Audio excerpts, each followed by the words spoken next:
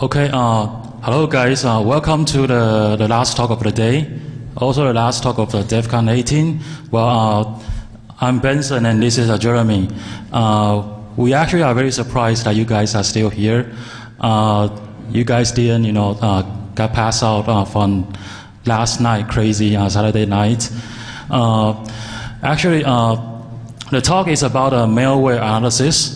We first will introduce some very famous malware instances that we have collected, and then we will explain how these malware try to fight against anti-malware solutions. And then we propose a method that we call malware runtime forensics, that we try to analyze these forensic data on these malwares. And then we try to do automatic clustering. That helps us to identify who is who after all. So as I have introduced, I'm Benson and then it's Jeremy, and then another speaker, Wayne, actually went back to Santa Clara with our, one of our colleagues. He actually got so sick on the last day. So Wayne was not here.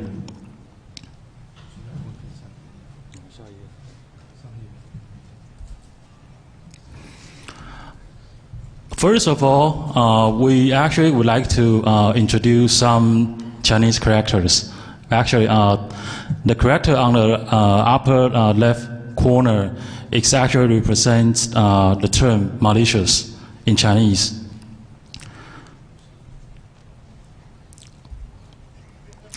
And then the first malware sample that we're going to introduce here is actually one of the malicious malware that is very famous called SharpStealer. It actually helps you generate programs that you can steal username and password from these famous common well-known applications such as Internet Explorer, MSN Messengers, or your Firefox. So it's more like a malware generator. The next one is called Bfrost.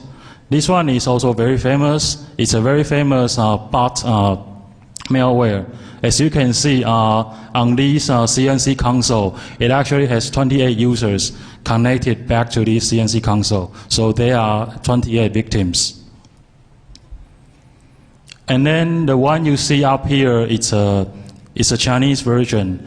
It actually derived from the Bfrost, and it originally derived from Bfrost by Chinese hackers, and then these characters, if you notice that it's in traditional Chinese rather than simplified Chinese, so got localized by Taiwanese hackers. And then the block you see here, you can specify where is your CNC console, and then whether you want to pack the resulting malware or not. You can also specify if you want to add more plugins such as keyloggers, so on and so forth. So it makes generating a malware that help you steal, that make you infect victims to be a bot very easily. And then the second phrase we're gonna introduce in the talk is called 漏鸡. 漏鸡. This one represents chicken. While in Defcon you see that the wall of sheep, well in Chinese hacker community they don't call it sheep, they call it chicken. So you actually see a form of chicken instead of wall of sheep.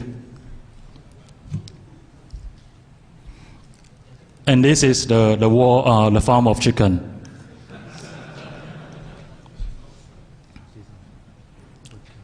Yeah, so obviously you know where it came from, right? In the wall of sheep, we only show username and password in Defcon, but in the form of chicken, you get to see victim's face through the webcam.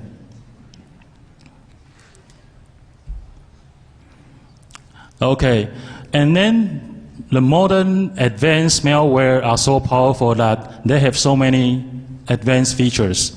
These features including anti-blah blah blah features, such as antivirus, going against antivirus, going against your firewall, and then going against your hips.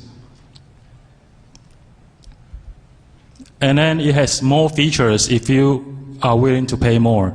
So if you pay more, you get to enjoy more features that you can put into your malware that you generated. So it's more like a malware as a service in this community.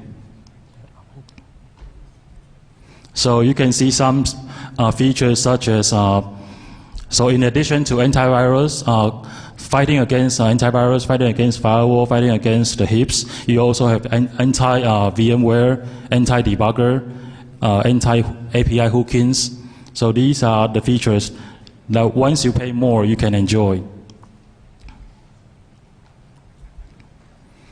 So now we will also talk about how they fight against the sandboxing environment, how they can detect whether they are in the sandboxing environment or not.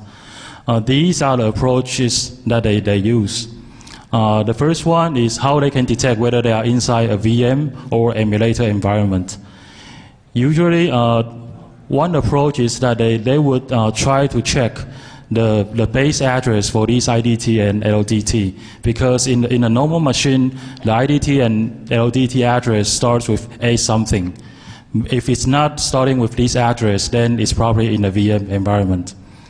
And they can also check for the devices, because these devices in the VM environment or emulators, for example, the CPU IDs tends to be very unique. The model name tends to be very unique. They also have a very specific PCI device. So if they check against these special hardware specifications, they can recognize whether they are in the VM environment or emulator. And after all, they can also try to launch these backdoor commands, because these undocumented backdoor commands are only available when you are inside an emulated environment.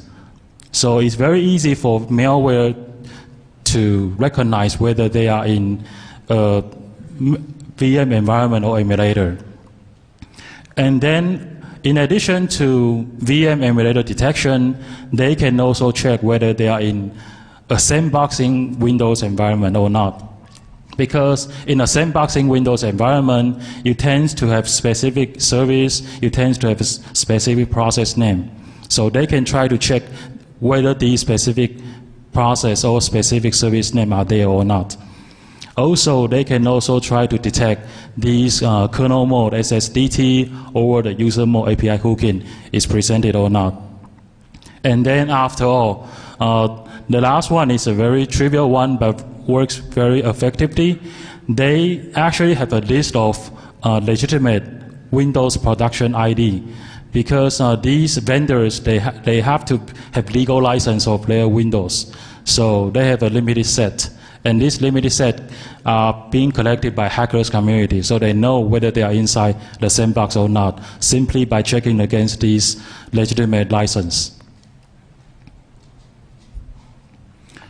So we have introduced how modern malware try to detect whether they are in the sandbox VM emulating environment or not. And then what's even more is that they can also try to defeat you even when you try to have monitors, even when you try to hook and then try to detect them. So what they can do is that they can restore the SSDT hook. They can also unload the notified routine or process of thread or image or registry. They can also unload this file system filter, restore the SSD hook, unload the TDI filter, which is for networking, and they can also remove these NTFS attached device. So you can see there are a lot of things they can do, try to unhook you, and then try to neutralize your monitors. And then after all, there are also some heaps. They try to implement their protection layer on the file system level. However, these modern malware, they can also try to launch direct raw disk access through the disk.sys. Then they can bypass your file system protection. So what we try to propose in our talk is actually a behavior analysis. And then we try to do forensics. There are two approaches for behavior analysis. The one is called a network-based approach, which we'll not address in our talk, because the approach that we take is actually a host-based. So for host-based approach, we already mentioned, you either use a VM, you use a sandbox, but as you already know, malware can defeat these very easily. So what we do is actually use a host-based runtime forensics.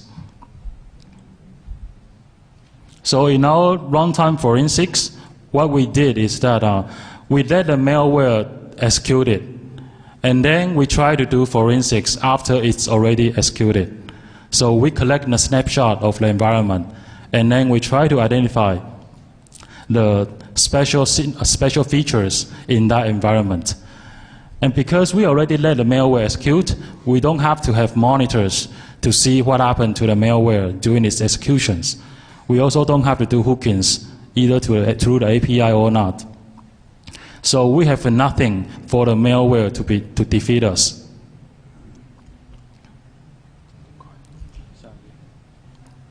So you might be wondering, so what kind of features do we try to get when we study this snapshot of an environment? There are three aspects of features that we try to collect, we try to analyze. The first one would be the installation remnants. These are the installation files after the malware tried to execute on the system. They either could be startup files, they either could be additional registered keys. We also study the memory layout, try to find some memory block or suspicious DLLs. And then we also try to find if there are suspicious malicious behavior inside the systems. For example, a hidden process, a hidden files. So these are all the symptoms for malicious behavior where a legitimate software would not exhibit on your system normally.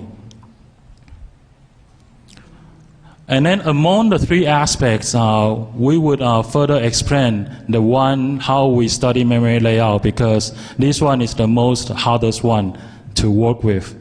So how we study the memory layout, first we have to identify which process is suspicious. So the way we identify this one is we first will fetch the process and service list, and then we compare against the list, the process list that is already inside the system. And we find a difference between these two lists.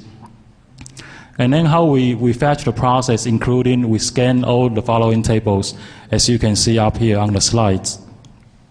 And then by doing this, we already identify the hidden process. We already identify the process that is very suspicious. Then we have to further dig into, we have to find which part of this process has the suspicious DLLs.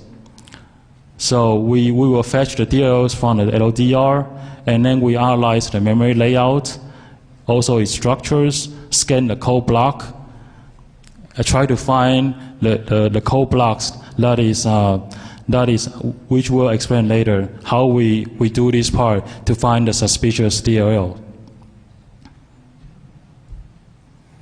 So what you see on the graph, normally a process will involve a lot of DLLs where they are implicitly linked. But if there is a DLL that is explicitly linked, it's very likely that it's a suspicious DLL.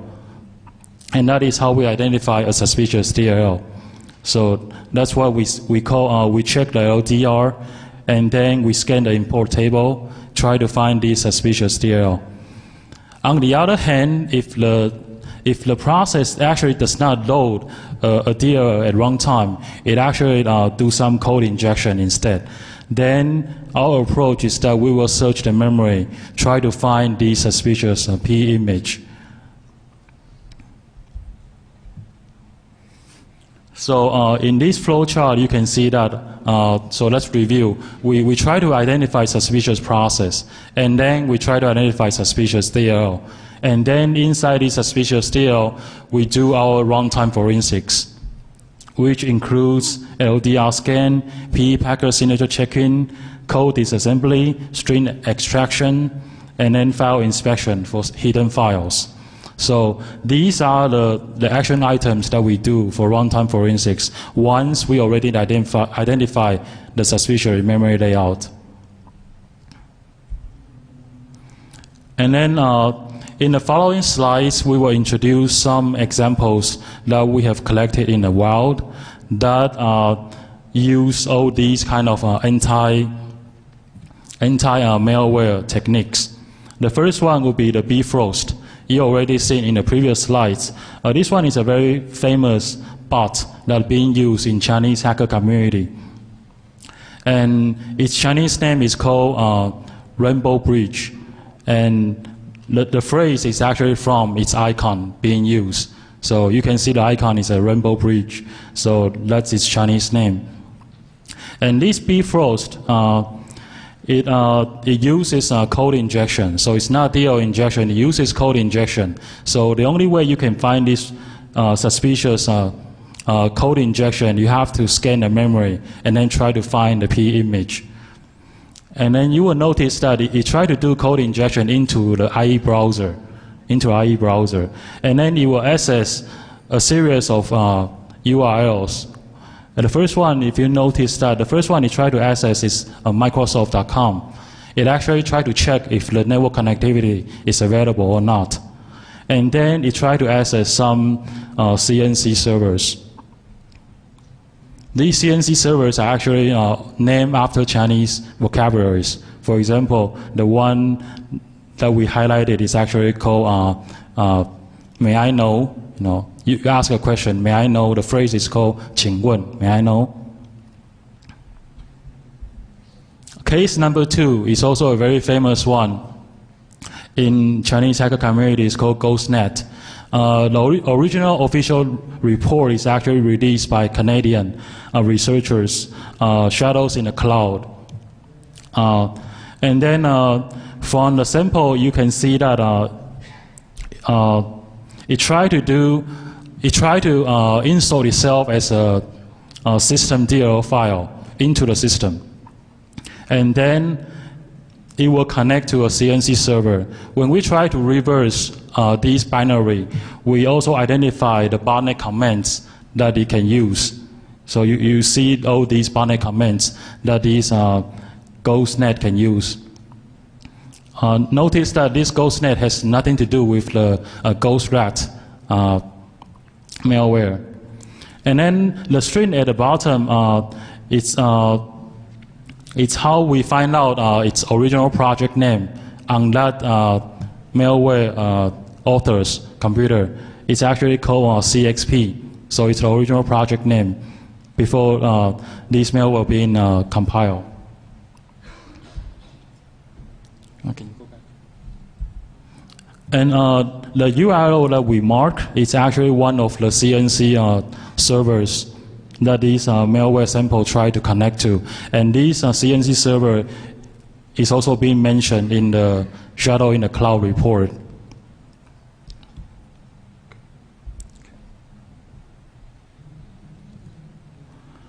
The case number 3 is DFN666.net samples that we collected a few months ago through the mass SQL injection attack that have been launched recently, starting March. And these massive SQL injection attack, these malware will use shell execute a hook, meaning that it will affect your explorer, so that once you get infected, it will try to connect to all these online games and then try to steal your username and password for these online games. We have a very detailed story about this massive SQL injection on our blog. And this one is still ongoing nowadays. So even though its first experience are back in March, and it's still ongoing. So the last one would be the Zeus bot. It's also another malware that we study. And this one is a very famous one as well. You can see that it's actually trying to use the winlogon notify, so through the regis key, and then it will infect every process you have on the system, and then it will connect to a CNC server. Then you will become a bot. The Zeus bot is so famous that it even has its wiki page, and one of the security vendors even named it called the king of bots. Its botnet size is kind of like a 3.6 millions. So now we will go into how we do malware clustering, because we already know so much about malware, and then we know how to study them, we know how to do forensics on them, we know all their techniques. Then how do we do clustering? And then you might ask, why do you have to do clustering? You already know it's a malware. So the reason behind this is very obvious. Then you can group those that are alike together.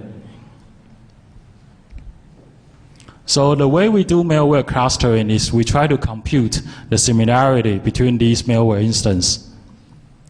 And so our final result, we will have to come up with a similarity matrix, which is a score that indicates how similar any two instances are compared between each other. So we will build a similarity matrix of the malware samples that we collected. So among the test sets that we have, it's more than 400 malware samples. We do forensic reports on all these malware samples.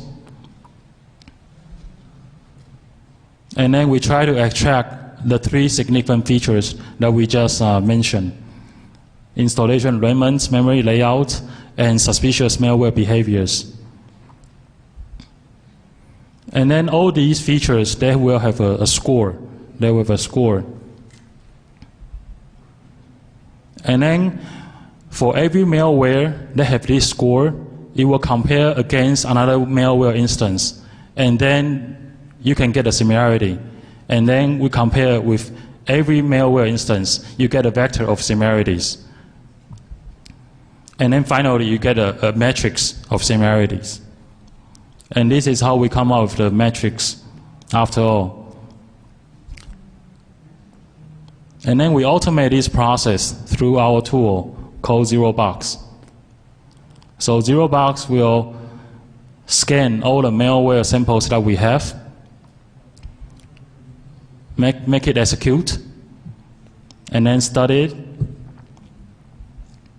get a report, and then come up with the matrix, and then do the clustering. And then you will be able to group into different groups. In our test samples, we actually have 408 malware samples that we collected on the 8th of July this year. Because we have a product called Hack Alert that can scan websites for Trojans that are already on that website, and then we collect all these malware samples. And then we also test against these malware samples on some existing antivirus, and the hit rate is not that really good. Some vendors have less than 20%, some vendors can have 50%. So these malware are really new.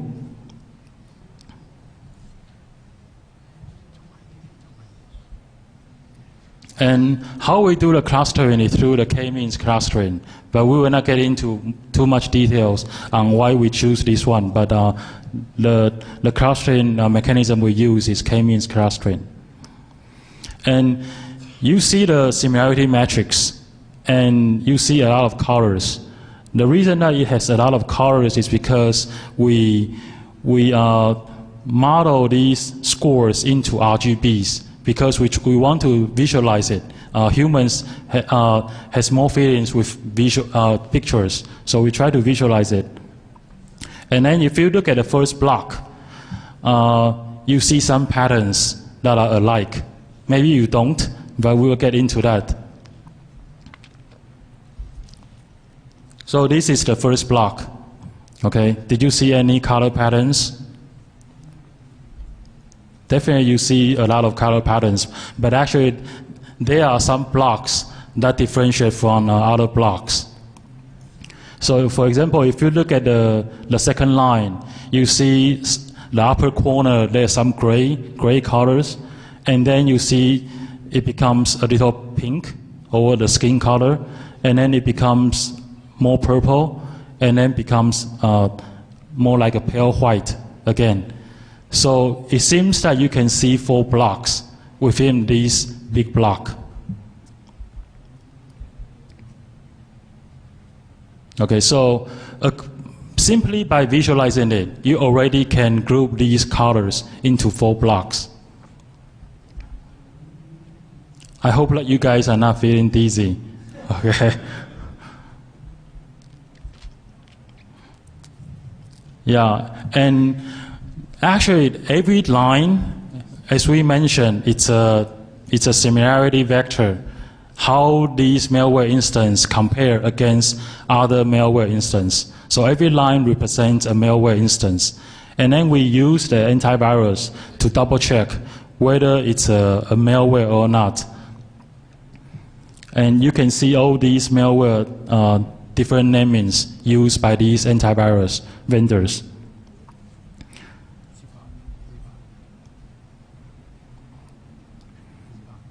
And then all these malware instances happen to be the same malware family called ZBot, ZooSpot.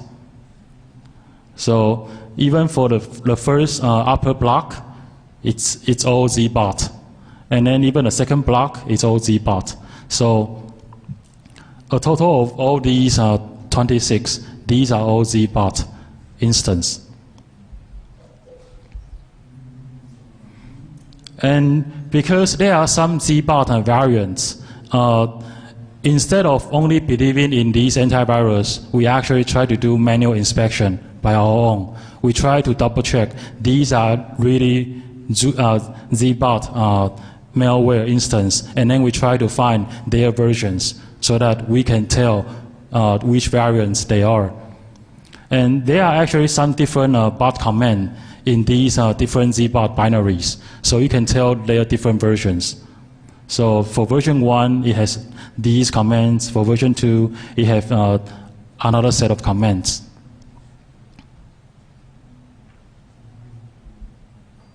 So after our manual inspection, we are able to identify different ZBot variants. So the upper 3 blocks all belongs to version 2 ZBots, and then the one on the bottom are actually ZBot version 1.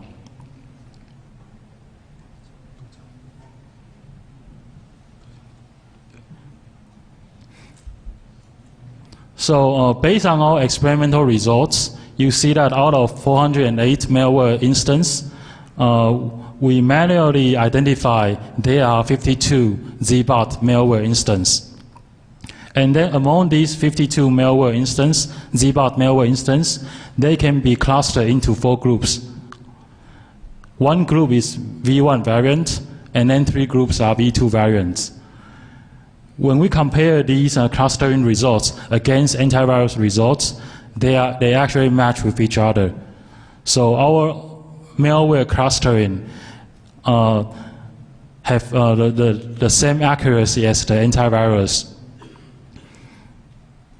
While these antivirus tools, they are only able to identify 26 of them, while we can automatically cluster the all 52 instances. So even though we don't have signatures, because we know how to cluster them, their colors tend to be similar. Then we are able to say that, okay, these malware binary are actually a ZBot family.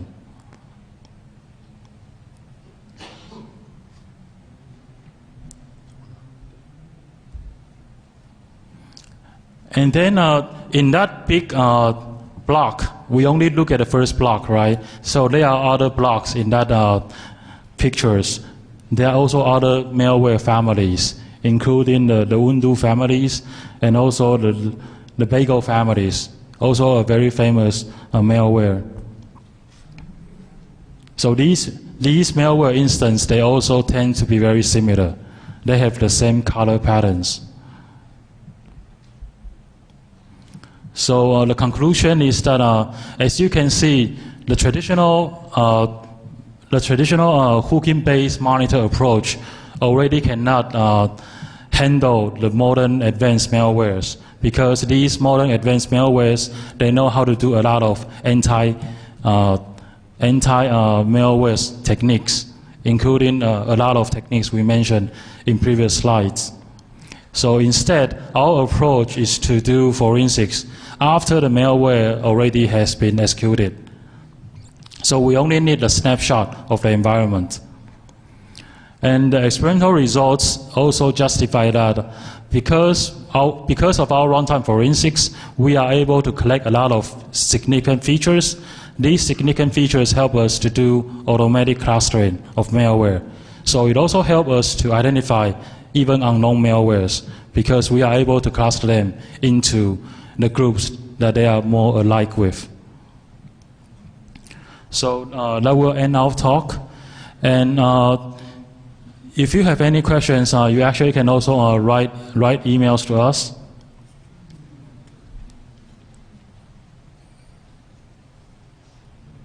Within the environment you run, is it standard like desktop PC? Did you try and emulate what would be a normal PC running a normal version of Windows, or did you have a special rig that you had to run this on for post-analysis?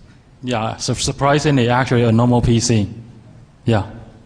But is it something that, like, this is a production PC that has whatever software will on it, and you can just load your toolkit on after you infect it with malware? Yes. And how long does it take to do that type of thing? And presumably it connects to your backend, like it collects its evidence and sends it out to your backend for Yeah. processing. On average, we try to limit that into less than 30 minutes. Yeah, he'd actually asked whether we use a normal PC or not, or an emulated environment. Our answer is that we use a regular PC, because as we mentioned, there are so many anti-VM, anti-emulator techniques malware can use. And normally for us to restart all these regular PC boot up until we finish all these forensics, it takes less than 30 minutes. Yeah.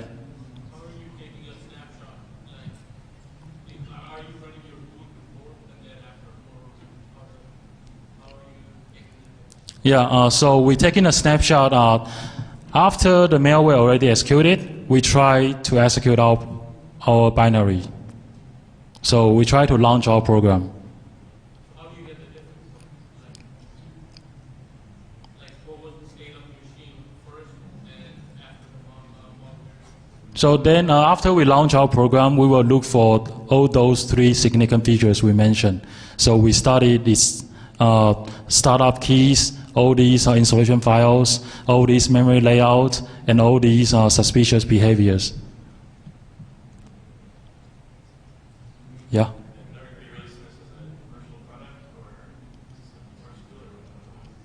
It's still on a very early stage of prototype, yeah.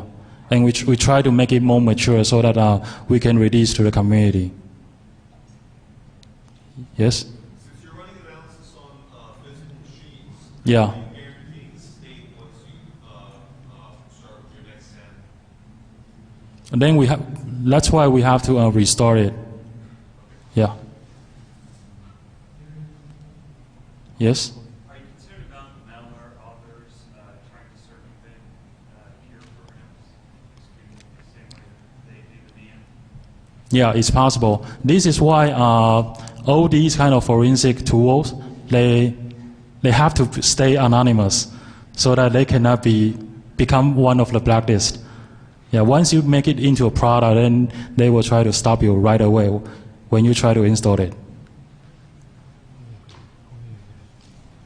Yes? Have you looked at taking your malware samples, your border samples, and also running legitimate applications and seeing if your clustering is able to determine legitimacy versus malicious?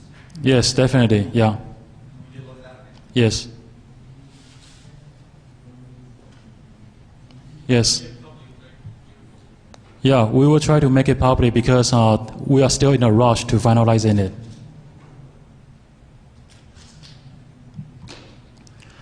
Okay, thank you very much. And then if you have any feedbacks, we welcome you to write us. Thank you. See you Defcon 19.